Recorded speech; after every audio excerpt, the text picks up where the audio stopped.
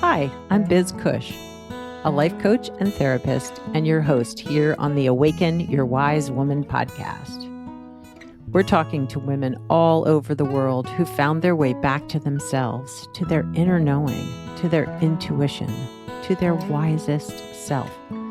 We're exploring how to feel alive, authentic, engaged, and fully present in your life. Let's awaken your wise woman. Hi, and welcome back to the Awaken Your Wise Woman podcast. I'm Biz Cush, your host, and I love this podcast. I love doing it. I love connecting with women who have listened or who've been guests. And I love that this season has been about highly sensitive women because that has really filled my soul in a way that sometimes podcasting doesn't. I mean, I felt like I've really connected and met some really amazing, beautiful women this season. Not that they're not all amazing and beautiful, but it has felt particularly heartfelt this season. So I hope that you're getting something out of it too. If for whatever reason, if you love the podcast, word of mouth is an amazing way to share and grow our audience. So tell one person that you love that you would like to share this podcast with. I would be so appreciative. And I feel like the more we gather, the more we, one, bring more awareness around high sensitivity, but just the more we gather as women, it's really, really important because it's a challenging time right now. Things are feeling a lot. I'm feeling a lot right now. It's hard to read the newspaper. It's hard to pay attention to the news. And yet I want to stay informed and I want to be aware. And it's a lot. I'm coming into this recording having just been a guest on the Autoimmune Campfire podcast that's hosted by Helen Mullen and Nona Jordan. And we talked a lot about parts work. We talked about internal family systems, the parts that get activated around autoimmune conditions and chronic health conditions. And we also dove into sort of trauma and the impact early childhood or childhood trauma can have on our physical well-being and emotional well-being.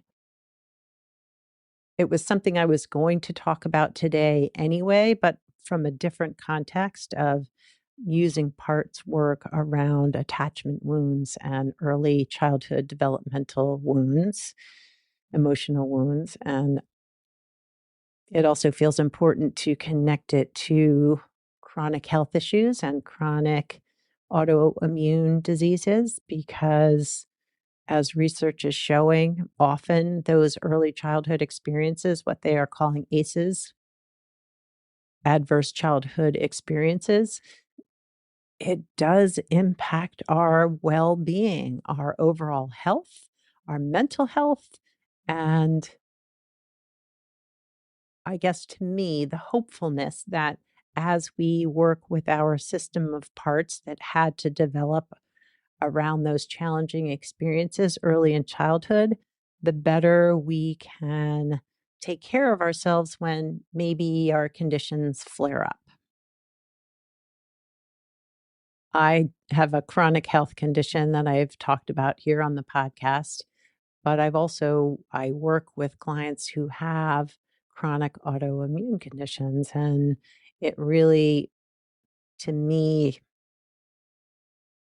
when our bodies feel as if there are things that are out of control, out of our control, but just that our body is out of control, it can activate a lot of parts. It can activate the sort of judgmental, what did I do to make this happen? What did I do to cause a flare up at this time? And I think when we can learn to be more compassionate with ourselves, build that compassionate relationship with our parts that might show up when we're not feeling well, but also offer the kindness and compassion that maybe we didn't get as children when we were struggling, that can really help us heal at a much deeper, deeper level. Because when we're not given the tools as children to offer ourselves kindness and compassion when things are hard, when we're not loved unconditionally, or when our caregivers weren't able to meet us and our emotional needs, we find ways to manage the world, and parts of us figure out how to do it for us because those foundational qualities weren't nurtured in us in those early years for some of us. And some of those foundational qualities are love and acceptance and kindness and joy and awe. And when they're not nurtured when we're young, other parts learn to take over and figure out how to navigate the world for us. And thank goodness, right? Like if we didn't have ways to figure out how to navigate the world, if those parts didn't step forward to help us get through or even to survive, maybe we wouldn't be the people we are today, or maybe we might not be here today. So thank goodness for those parts. Thank goodness our system knows how to get us through difficult things.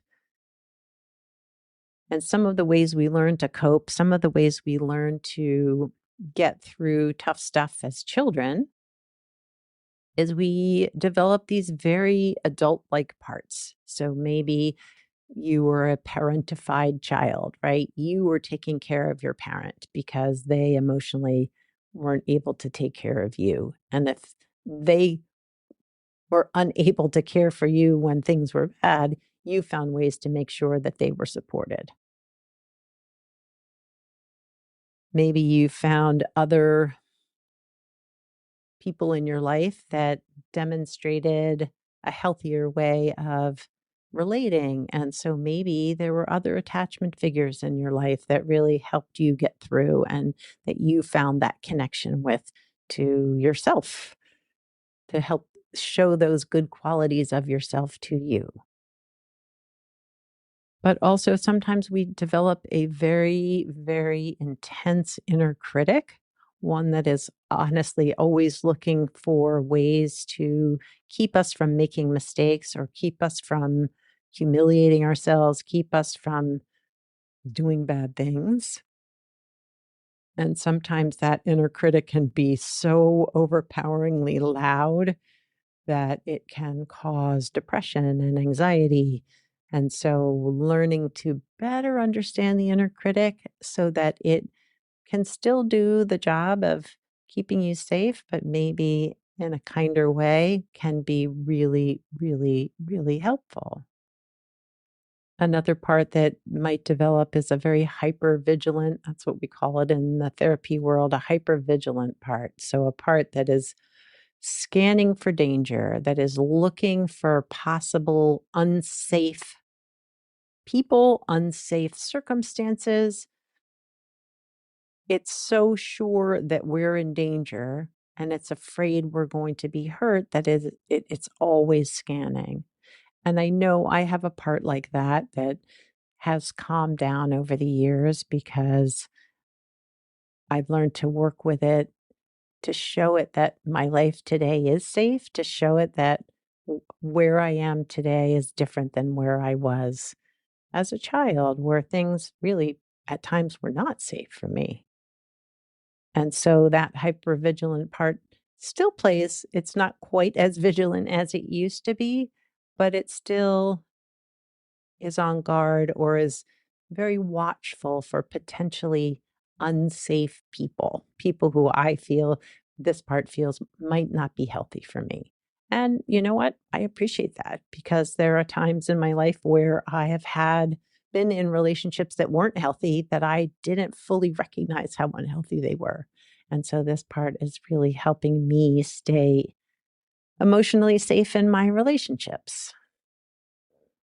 I think the people pleaser part is one that's gotten a lot of bad rap lately. I think you see a lot about, managing your people pleaser part or ditching your people pleaser part. But really, our people pleasing parts have helped us get through a lot of stuff, right? They have really helped us make sure that we are taking care of the people in our lives so that they feel cared for and hopefully in turn will care for us, but that doesn't always happen. But people pleasing parts can become overreactive, right? They can become activated in a way that really depletes our system. So, people pleasing my part might say yes to things, people, places, things that they don't really want to do, right? That other parts of the system are like, no, no, no. But the people pleasing part feels the obligation to say yes anyway. People pleasing parts also can trigger perfectionistic parts. So, really double checking and checking work that we've done or an email that we're about to send because we want to make sure we're not hurting anybody's feelings. So, we want to be sure it's written properly. So, then the perfectionist part shows up and really gets us to overanalyze or rework or not send the email because we don't feel 100% that it's okay. Now, those parts, as I said, they got us through probably some challenging situations in childhood. If we had an aggressive or combative either sibling or parent, a people pleasing part is really important in that it helps us survive. It helps us get through. It helps us potentially calm the environment so that we are safe. And so finding that appreciation for those parts can really help them understand that, again, we're not, hopefully today, we are not in that same environment. So that people pleasing part can see maybe it doesn't have to work so hard. The same with the perfectionist part. Maybe they don't have to work quite so hard today. And again, some of the more extreme parts that can develop when then was dangerous when back then we really were not given the unconditional love and care that our emotional needs were not met in the way that we needed them. Some extreme parts can develop. So when it feels really challenging, when we feel as if there is no joy or excitement or passion in our lives, we might turn to substances or food or external ways to find that pleasure. So sometimes that can kick on sort of what internal family systems calls the firefighter part. It's like when we're feeling really bad, when we're really low, it almost like our system feels like that's just intolerable. We cannot tolerate that anymore. And so we might turn to substances to help relieve that sadness, to help us feel something. They can also turn on when we don't want to feel anything, when everything is feeling overwhelming and we want to numb. It then leads to sort of the numbing of all the feelings. But those parts were developed because they're trying to protect us from harm, from the extreme, big, big feelings showing up, whether it's loneliness or isolation, the things we felt as a kid when we were in relationship with parents that couldn't meet our needs, those very deep wounds can show up in our everyday life. And then potentially these very protective parts jump in to shut down the hurt because they don't want us to feel what it felt like then. But when we build a more compassionate relationship with these parts, again, it can help the parts recognize that one, we ourselves can take care of our emotional needs. But two, that we're not stuck in the past. And 3, that we can tolerate the pain of those younger parts, and we can take care of those younger parts so they're not still being burdened by those painful feelings. Another part that I love to give credit to is our hyper manager parts, our parts that really keep us on track, the parts that get us to work every day, the parts that keep our to-do lists up to date, the parts that push us to keep doing when even maybe we don't need to. But I think our manager parts are, well, they're all important, but they are very important too because they help us manage the day to day stuff that sometimes is boring or sometimes we don't want to do. And so those manager parts are really, really, I am just so grateful for them because they have um, kind of gotten me through some tough times or when it did feel too uncomfortable to sit with my emotions. The manager parts kept me busy and doing things. And when I learned to tolerate the feelings inside, those manager parts have learned that they don't have to push quite so hard to keep me constantly, constantly moving. I think what I love the most about internal family systems, IFS, and parts work, the work that you do with IFS is that we are healing the old wounds. But through that process, we're getting to know the other parts that show up around the wounded parts, the exiles, the parts we've kind of pushed aside because they hold so much pain. But we're learning to build a compassionate, kind, loving relationship with ourself. And through that process,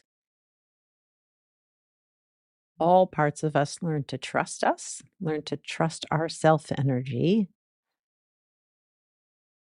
and we enter the world from one, a more regulated, but a more grounded place when we're bringing forth that compassionate self energy into the world. Even if our parts are showing up too, that self energy is there radiating out into the world. And I think one, that's really important, especially right now. And two, it also attracts others who also are radiating their self energy in the world as well. And if you're curious about working more in depth with your parts, you can go to the IFS Institute website, and they have a practitioner guide there for the different states and different levels of trainings that the people have undergone there. But you can also learn to begin to turn inward. And I think that was the beginning of my journey. I began a meditation practice, I began a self compassion practice, and I worked with guided meditations that helped me better identify what I was feeling and meeting those feelings with kindness and compassion. And that has really helped me tolerate all the emotional stuff I've been carrying that I learned early on to shove down, to avoid, to push away, which also led to a lot of anxiety and depression. And I've learned to be better attuned to my emotional fluctuations, but also to my parts as they're showing up and what that's telling me about what work needs to be done next. Another practice that has really helped me feel more attuned to myself is spending time in nature, really noticing a mindfulness practice in nature. So even if I'm just walking the dog, I'm listening to the birds, I'm feeling the breeze on my skin, smelling whatever smells there might be out there. at night, each night when I take my dog out for his last bathrooming time in the evening, I take a moment to look up at the sky. Can I see the moon? What stars or constellations are out there? Maybe it's cloudy tonight. Is it cold? Is it a nice warm breeze? What smells do I smell? What can I feel on my skin? And typically, those practices are minutes. It's not, my dog goes out and pees and comes right back in because he doesn't like cold weather, at least right now. But it fills something in me. One, it makes me feel like I'm a part of the universe, a part of something bigger. But it also helps me feel less alone, helps me feel connected. That's the word. Connected to the world, connected to the universe. And that feels like a beautiful thing.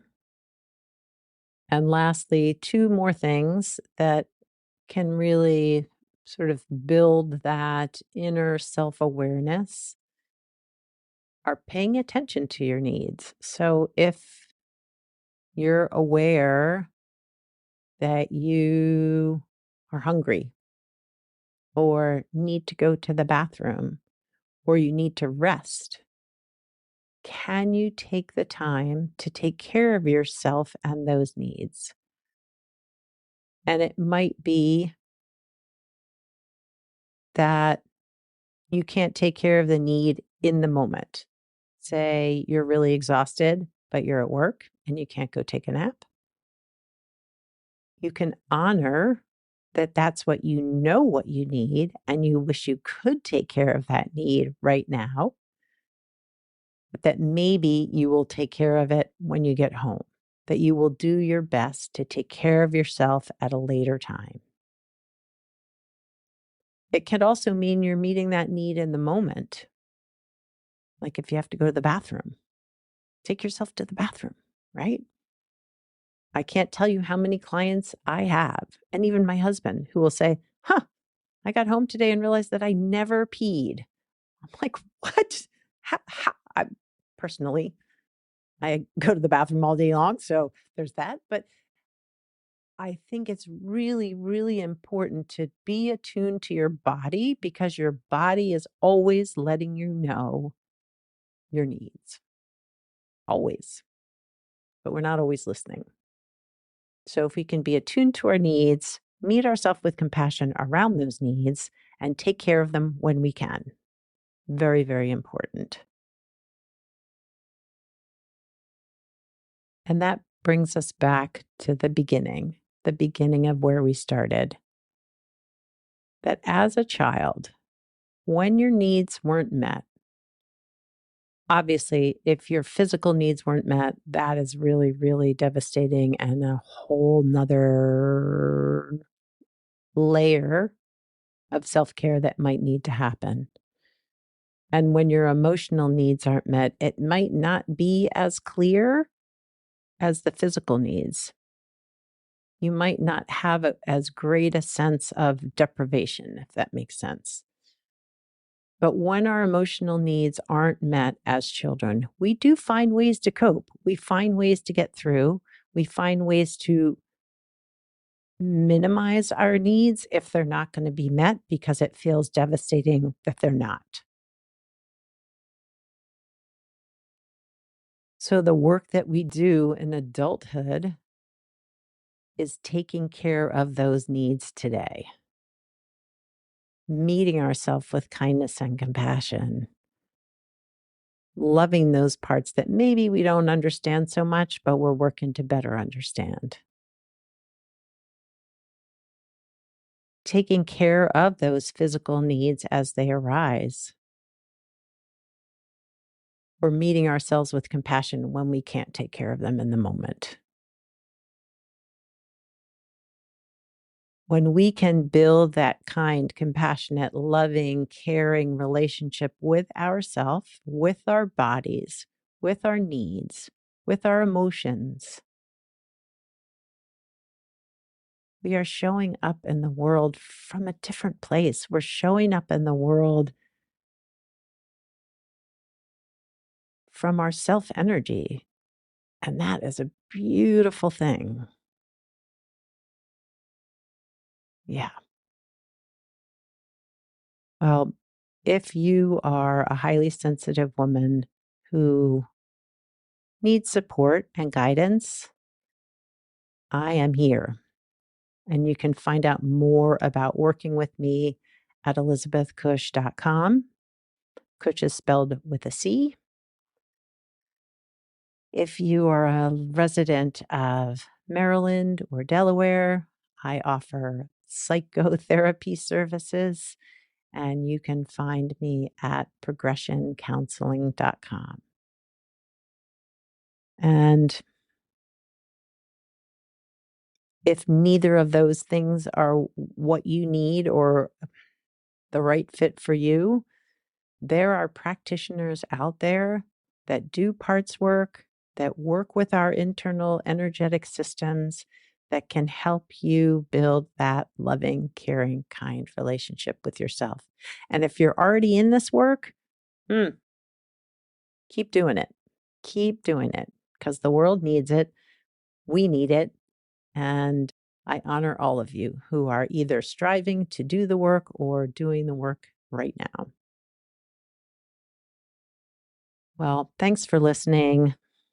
Share this episode, share the podcast with people in your life that you think might benefit.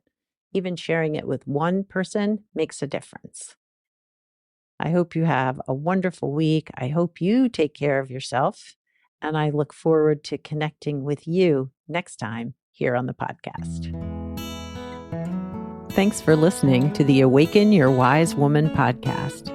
The information in this podcast is not a substitute for seeking help from a licensed mental health professional. Music by Andy Cush, sound editing by Laura Disler, and show notes by Kathy Cush. If you'd like more information about me, Biz Cush, and the resources shared today, go to awakenyourwisewoman.com.